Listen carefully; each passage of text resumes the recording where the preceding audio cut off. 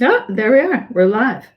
Hi, everyone. Thanks for joining us today with our AutismBC Talks About Sleep with Pam Nease. Thank you so much, Pam, for being here today. We had a few technical difficulties, so we're streaming in a little bit late, but we'll do a quick intro and then we'll get into some of these sleep questions that everyone seems to be having because sleep is so important. I'm Lisa Watson. I'm here with Autism BC. I'm located out of Kelowna. I have a 16-year-old son on the spectrum. And I wish Pam was around when we were looking for some help for our son. So we could have used you about 8 years ago, Pam, really, really badly. Yeah, sleep. I don't know. I know that a lot of families, neurotypical or neurodiverse, have sleep issues. It's one of the hot topics. If you don't get sleep, I know myself, I have a decline in mental health. I had a terrible sleep last week and I was less patient. I was foggy. Wasn't as productive as I wanted to be. So we're very thankful to have Pam Nease. She's a sleep training expert out of Kelowna with Pam Nease. And she's also a mother of two. And she's been doing this for a long time. So we've got some great questions to ask her. She's got a wonderful website as well. Pam, welcome, and thank you so much for being here with us today. Well, thanks, Lisa. And I'm actually really humbled and honored to be part of your community and to be able to share some of the wisdom that I've learned in the last 12 years of helping families right across the globe with the beautiful gift and vital life skill of independent sleep. And I was once ready to jump off the bridge and take the baby with me. So I feel for all parents that are going through the plight of sleep deprivation, but I want them to know that there is actually hope and there is an answer. And it takes a little bit of work, but oh my gosh, my children are now 14 and 12. They are neurotypical children, but it's the one thing that I've been able to count on in the last 14 and 12 years respectively, that when I say goodnight, they fall asleep easily and they stay asleep easily. And I really want that for every family out there, especially in these trying times today. So once again, thank you for having me here today. Yeah. So, yeah, Pam, so when we were in our sleep crisis and you weren't working with neurodiverse families or families that had kids on the spectrum back then, so what has changed? And you have some experience and you're going forward and trying to expand into that demographic, into that community? Yeah, I've been pulled in this direction for a very, very, very long time. Please help, please help, please help, please help, help me. And I'm really proud to say that we've helped families with children on the spectrum. We've also helped families when they were babies and we did not know. And then later on in life, they've been given the diagnosis. And I've gotten so many emails and texts saying, this is the one thing that works in our family. We can't thank you enough. If we didn't have the foundation of sleep, all these other challenges that we're dealing with would be that much harder. So the reason why I've waited this long was for many reasons. It's an unregulated, unlicensed industry, sleep coaching, sleep consulting. And I really, because I have neurotypical children, I really wanted to make sure that I understood more about autism. And I'm definitely not an expert on autism, but I am an expert on sleep. And I really wanted to understand the community and understand more. And I've been to 2 pediatric sleep medicine conferences in the States. And I've met an individual who I respect so tremendously, a Dr. Beth Mallow, and we have her resources available here today where you can watch her videos and learn from this incredible woman.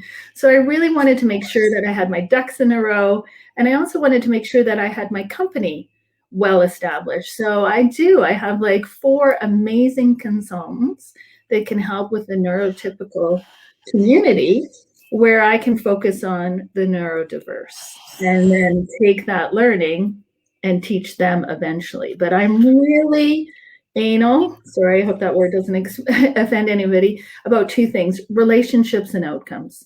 So I really want to make sure that people get what they're looking for, which is children They can sleep no matter what, no matter where, no matter who, right? So that's why. Yeah, and it's, I think sometimes, so anyone can sleep, like, really? Yes. Anyone can learn this. Okay, that's Yes, great to know. yes. Regardless of your age, it's never too late or it's never too early. And it's like your baby or your child is built to sleep. So I know that, when Dr. Malot surveyed parents with children on the spectrum, she found that 50 to 80% of parents were struggling with this issue. But she's also there to say, yes, even though you're struggling, your child is still built to sleep.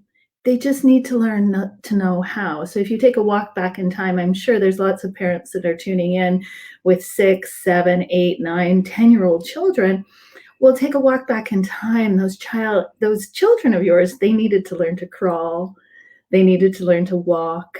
They needed to learn this pincer grasp and take the Cheerio into their mouth, right? Like I remember when Max did that. That's my son, did that for the first time. I was just like, like calling all my friends. He did the pincer grasp. So all these amazing skills that our children learn, sleep is actually a skill. You have to learn how to go from A, awake to B, asleep all by yourself. And if you're an adult that's suffering, because I get calls all the time, you fixed my kid, can you fix me? Right? You look at sleep as a behavior. You can learn this behavior. And then quite often with adults, we unlearn it. We develop poor habits, so to speak. But we can learn this behavior again. So it's never too early to teach a child, nor is it ever too late. So even as an adult, you can learn how to sleep. It took me 20 years to clean up my own sleep. It's one of the many reasons why I'm so passionate about what I do, but I can get adults there a lot faster. Okay. Yeah, there's hope. There's hope. But that's good to know. So that kind of segues into the first question. Co-sleeping, because this is happening a lot. I know it's happened in my house. For the longest time, my son would just crawl into bed with me and I was so tired, I just let it happen.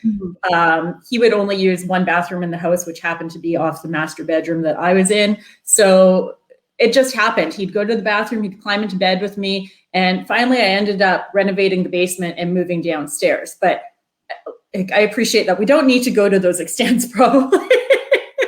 So can we talk about the co-sleeping? Like if you have that kid that's climbing into the bed with you right now, how do you even start? What are your first steps besides contacting you, I guess, which I would say is a first step, but what are your thoughts on co-sleeping? Oh, well, that's a really great question. So we support all parents at Pam Nease Sleep. So if I have a parent who says, I've chosen to do the family bed, like this is my choice, then I say, great, good on you, right? But if I have a parent who's kind of accidental co-sleeping like you are, Lisa, it's a matter of survival, then that's where we do step in and we give parents specific tools so that they can remove that child out of their bed and for that child to feel safe and secure in their own bed, falling asleep all by themselves, as well as maintaining sleep all by themselves, right? And if it was so easy to fix, I wouldn't have a job. It's very customized. Yeah. But, if you're struggling with this issue, oh my gosh, you're not alone. Like parents struggle right across the globe with this issue. Now, is it solvable on your own? Absolutely. That's why I wanted to share Dr. Beth Malot's videos, because she actually goes through step-by-step instructions on how you can improve your family's well-being and improve your child's sleep. She's got great information. And they were actually filmed here, right here in British Columbia, as a matter of fact. She came up from the States. She's from Nashville. She came up from the States and she filmed these videos right here in British Columbia to help parents and help people working with your population. So the first step with all regardless, whether you're sharing the bed or you're rocking your baby to sleep, if you've got a baby, or you're helping your older child fall asleep, there's a 5-step system. So I want you to think of 5 simple steps. 1, you got to set up a proper space for your child. 2nd, you have to work with the science of sleep. 3rd, you need to develop some structure. So, and the structure meaning simple bedtime routines and simple nap routines if your child is still napping, right? The 4th step in the equation is recognizing that it is a skill, right? So I never want a parent to feel guilty or ashamed about the choices that they're making. I rocked my baby to sleep. I drove him to sleep. I nursed him to sleep. Like, I did all of the things, right? But I did eventually learn that sleep was a skill, and my baby needed to learn how to do it all by themselves. So I don't want you to look backwards and feel ashamed or, hindsight, but I want you to take responsibility, and I want you to take action, because if you're hoping that your child will eventually grow out of this problem, they grow into new ones, and life gets even harder on everybody. Okay. And then the 5th thing in the system, so the 5th step, is choosing a system, finding a method or finding a person that you trust that can guide you to sleep. Okay. And if people want to download my 5 tips, I see it on the screen here. I have got a series of videos, and you can watch these videos that talk about these 5 simple steps. The hardest one, so there's a little asterisk on there. Like, the first 4 are easy. The 5th one, choosing the system, that's where it can be challenging. It's like, how do I teach my son, in your case, to go from, waking up in the night, using the bathroom and crawling in with me, to comfortably, safely, happily stay in his own bed all night long, not just part of the night. Yeah. Exactly. Well, I appreciate that. And I appreciate that you're saying, for families and parents not to feel guilty, right? No. Because as a parent, there is so much parent guilt that you feel like, I'm not doing this right, or I'm not doing this right. So I think that's great to know that you're not coming in and with a judgmental lens, you're coming in to help. So that's awesome. Yeah. Yeah. We can all use more help. Yeah. Exactly. Okay, I have a question then. Let's talk about screen time a bit, because a lot of kids are on their screens. A lot of kids on the autism spectrum are probably on screens more than the neurotypical population, at least in my opinion. I have the one child who doesn't particularly like screens. So screen times before bed, where do you cut it off? When do you cut it off? And I know I've heard you speak about this, and this might not be a popular answer, but let's hear it. I know. And it's not going to be popular, and it's also going to be really challenging. And I'm guilty of it too. So, I rely on screen time for many reasons too. So I'm right in the same boat as you parents. Like, I know how challenging this topic is, and talk about guilt. I feel a lot of guilt. Okay. So the reason why we don't want on screens is, Lisa mentioned it earlier, melatonin. Many people know that this is the sleepy hormone. The other thing about melatonin is it's also our fat burning hormone. So if you're an adult and you're on screens and you're trying to lose weight, this is a great way to stop that effort, right? You could be spending money and flushing it down the toilet. So if you have to be on screens in the evening, or if you want your children on screens in the evening, then I encourage you to get some blue light blocking glasses. 10 years ago when these came on market, they were super expensive. You couldn't find them anywhere. Now you just Google blue light blocking glasses and you can find them anywhere, right? And so these are my little readers. So if I work in the evenings, I wear those, but you can but do your reviews. It's like anything. I really want you to do your research. Don't buy the blue light blocking glasses from the dollar store. Okay. Fair enough.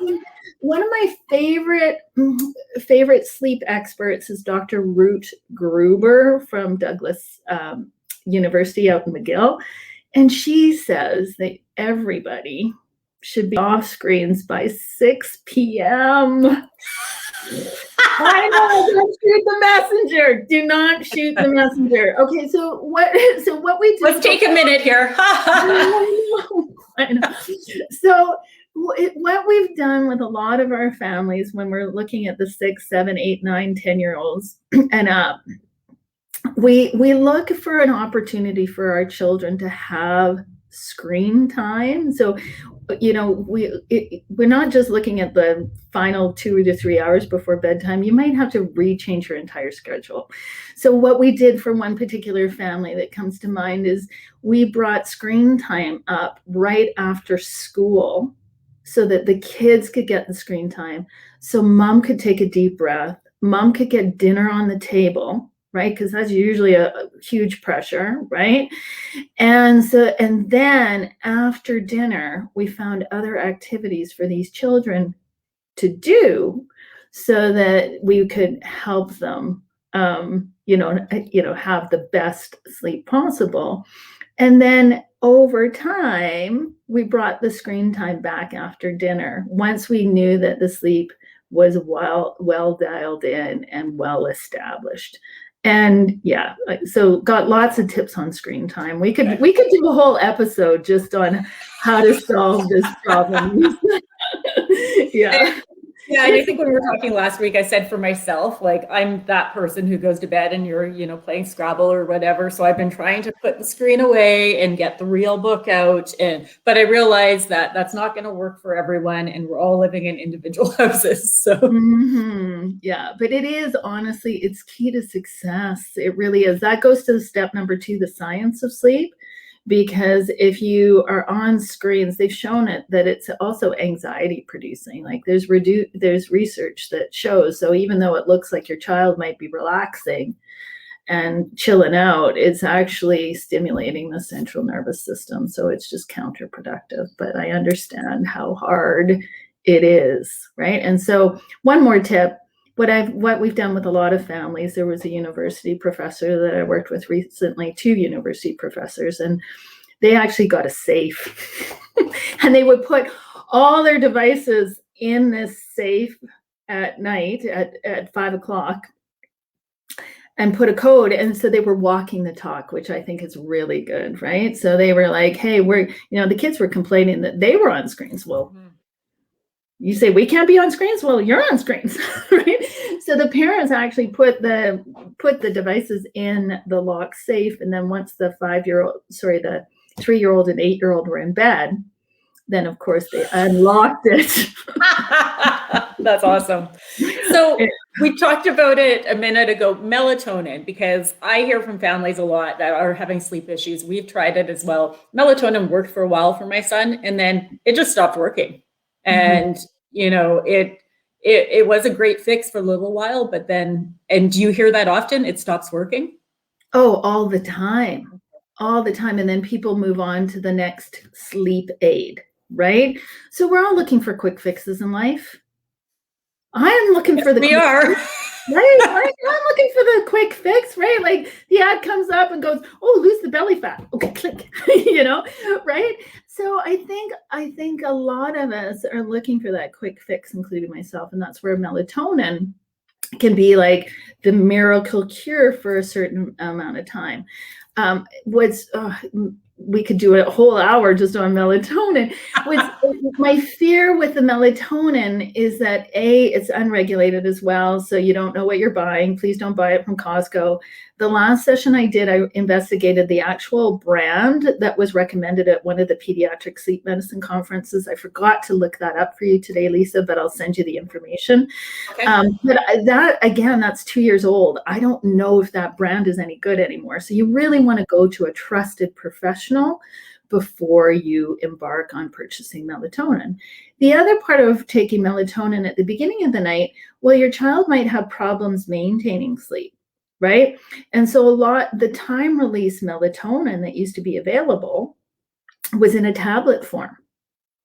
And, lots of kids do not like swallowing pills, right? And they're looking for a liquid or a gummy, right? Which is easier to to get your child to take, right? So my goal with all families is to wean people off of any kind of sleep aid whatsoever. So if you're using melatonin right now, just keep using it, but recognize that you have to come to that fourth step. You have to come to realize that your child needs to learn this skill as well, right? So it's a nice, but don't take it off. The other part of the equation here is why it stops working is some of the research points to the fact that after a while, the receptors that are taking in the supplement stop working and stop absorbing the melatonin. And then some of the research also says that by taking supplementation for melatonin, you shut down the body's own ability to produce it on its own. I know.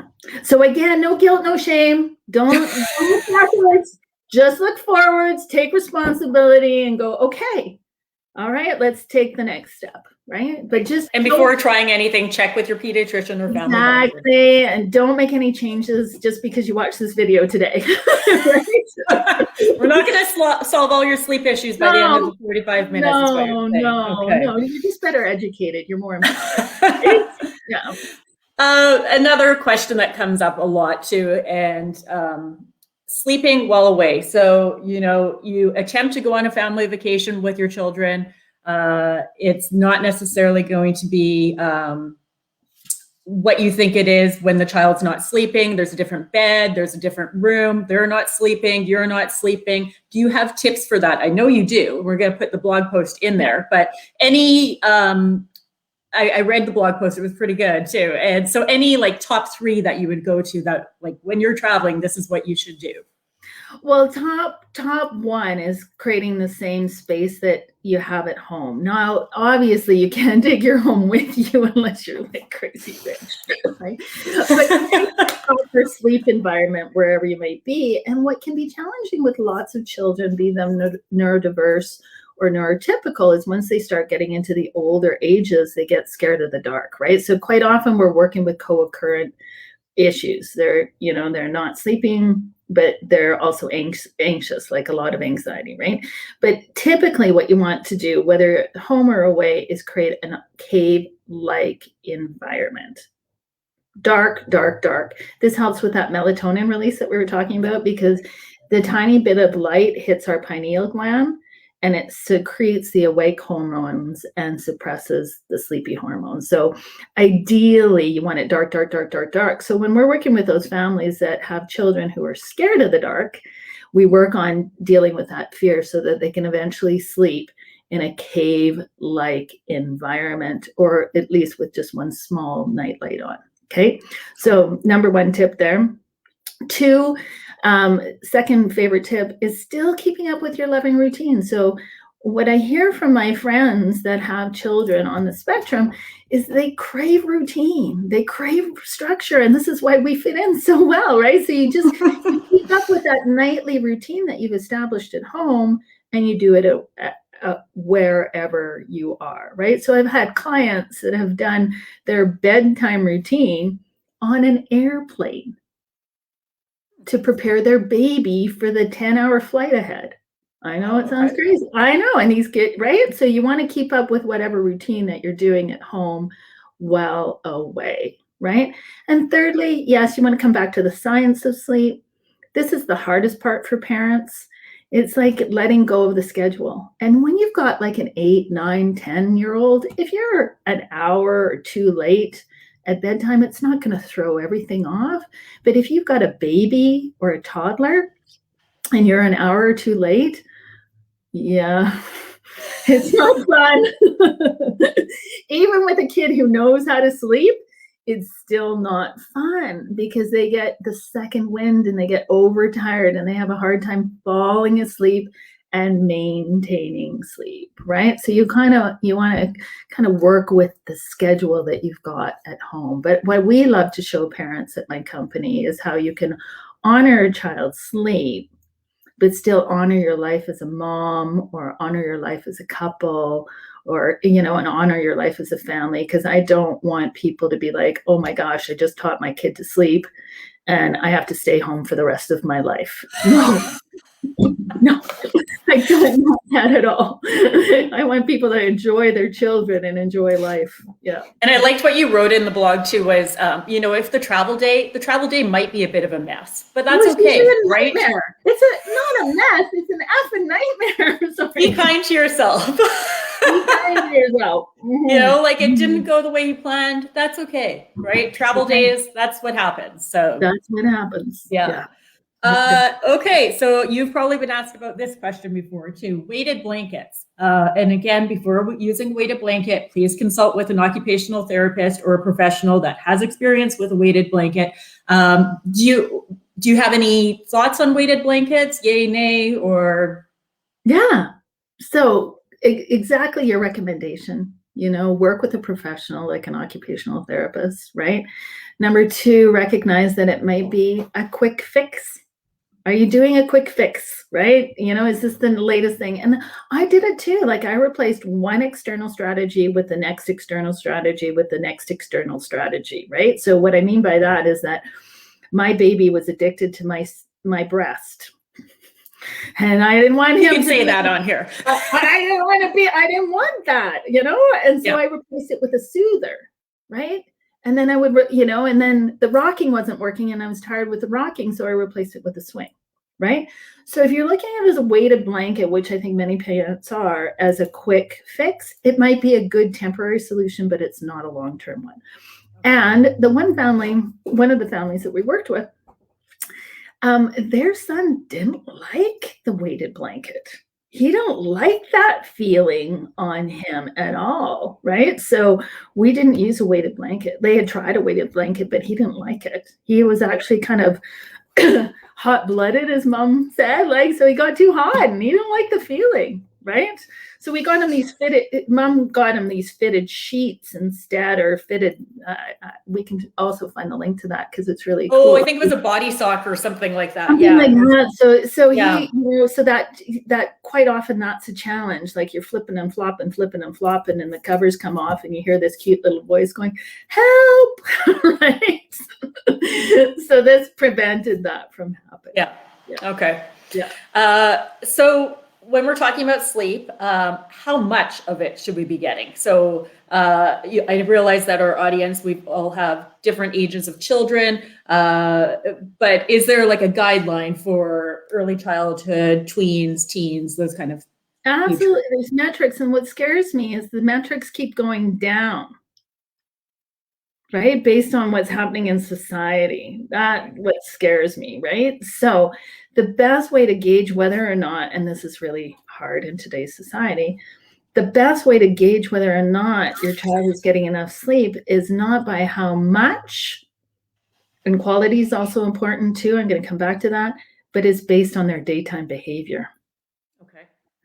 So if you're dealing with temper tantrums and meltdowns and all that kind of stuff, and your child's trying to nap at age 6 during the day, that's a clear sign that your child needs more sleep.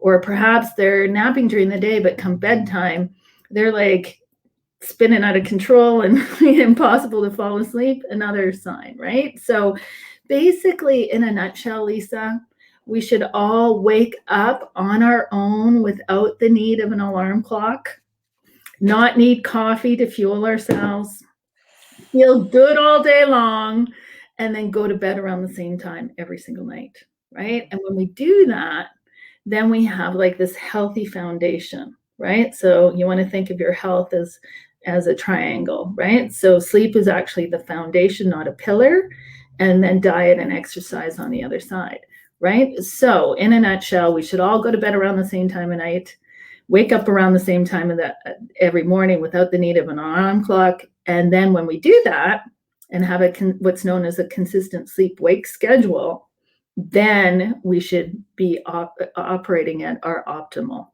Okay. And then if we're not, and we're still feeling tired and we're still needing to fuel ourselves with caffeine, then sleep quality could be an issue. So it could be a medical issue, right? So perhaps there's sleep apnea, like snoring is happening. So you want both quantity and quality for your child. So when I get asked, and it's so fascinating, we've helped over 2,696 families to date. Wow. 2009, right? And every child has a different sleep need, right? So even what's really fascinating is when you're working with the twins, for example, identical twins, one kid might require only 11 hours of sleep by night, and his twin brother might require 12 every single night. But really, how do you know? It's based on their daytime behavior, right? And so, when our goal as consultants is we're trying to get children to have a minimum of 10 hours by night. And then there could be daytime sleep depending on the age of the child, but children typically stop napping around age 3. I've had the rare case where children are still napping around age 4. But ideally, you want to have your child having the most sleep at night. And I'm still, even though my kids are 14 and 12, I'm still aiming for 10 every night. Because the research shows that our brains and our bodies don't fully mature until our 20s.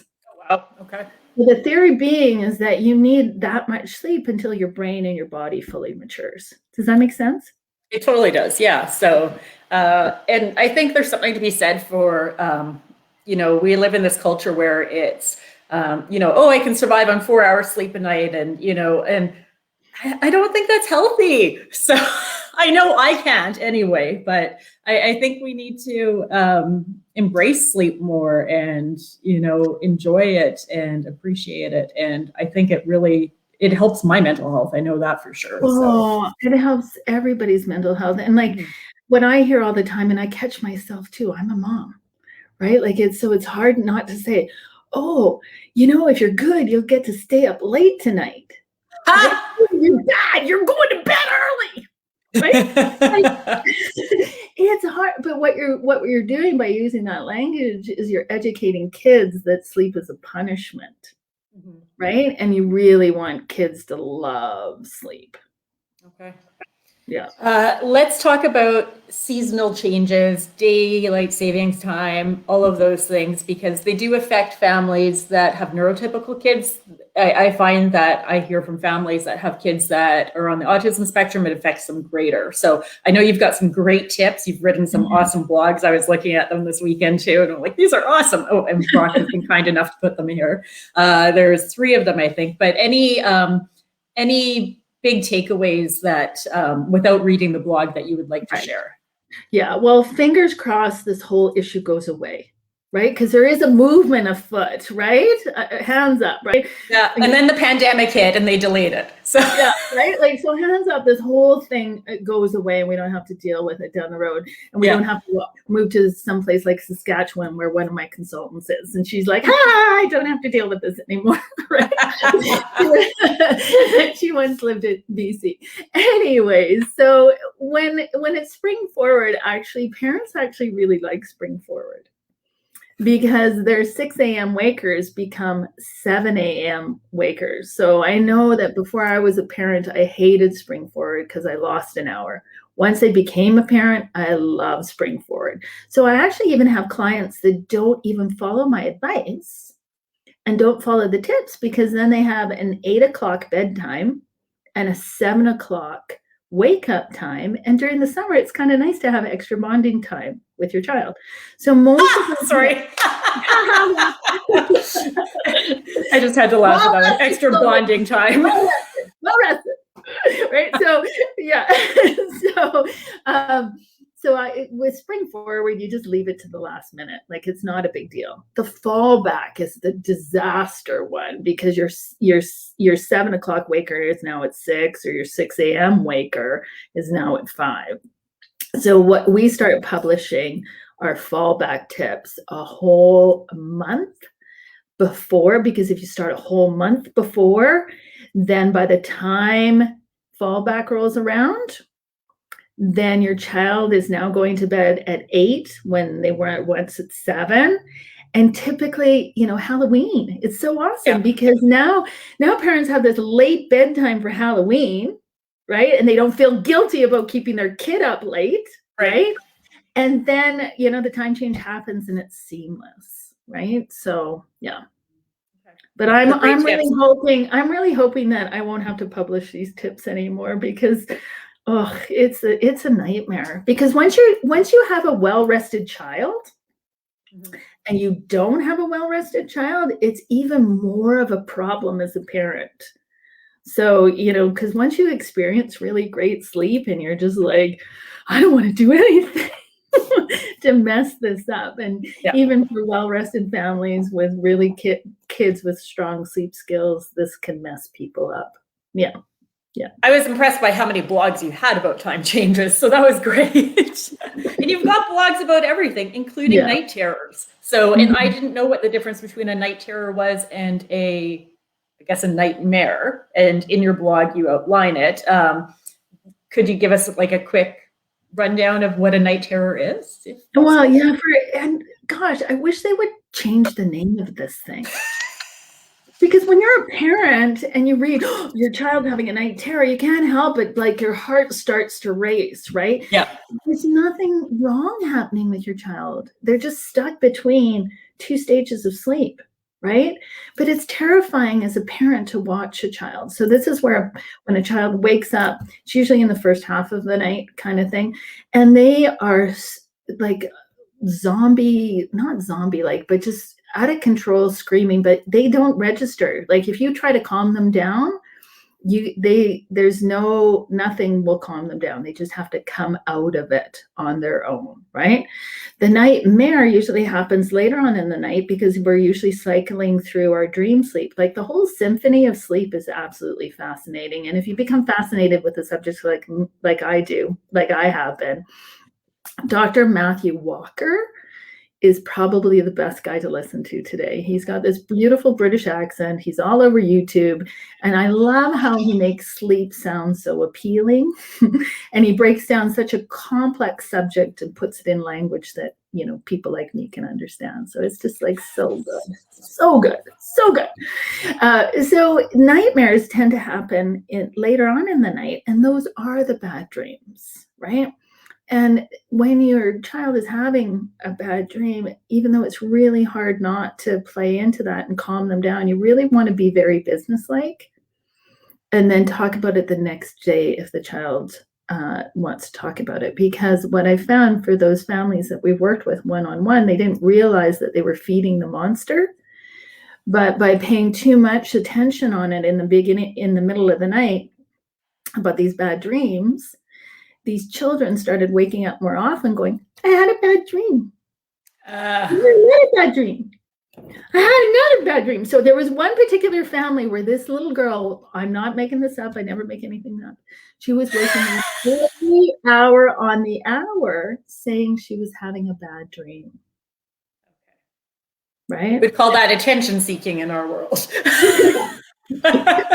Right?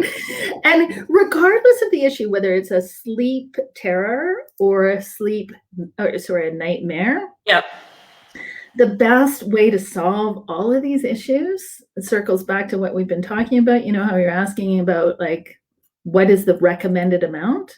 Yeah. Right? Well, sleep deprivation brings on any kind of sleep disturbance, be it sleepwalking, sleep talking, nightmares, night terrors, right? So by solving the greater issue and teaching your child how to sleep and then making it a priority and honoring your sleep, these issues will disappear. And they'll just come up every once in a while when you're traveling and the plane is delayed, you know, right? When you're in that tent at the provincial park and everyone can hear you and your child's screaming. So, nice. Okay, last question for you, Pam.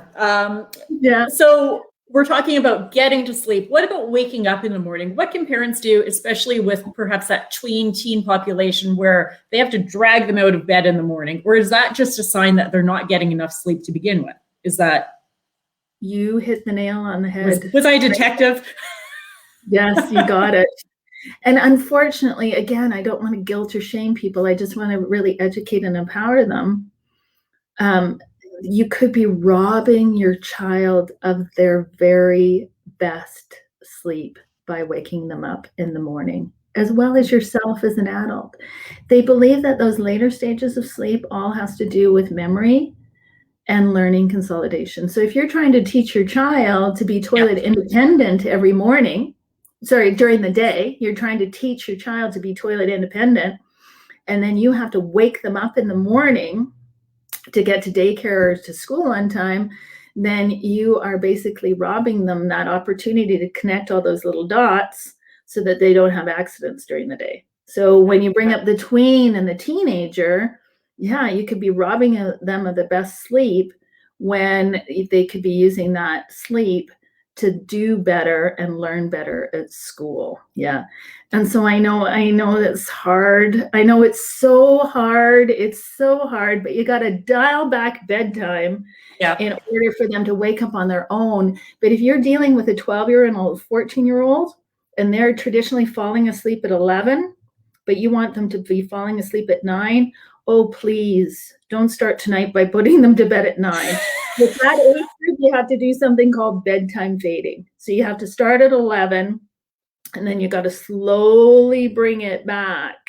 Otherwise, you'll just create so much anxiety, because if their body and their brain isn't used to falling asleep until 11, and you put them to bed at 9, it would be like an adult going, I got a flight the next morning. I'm going to go to bed early so that I can catch my flight. What do?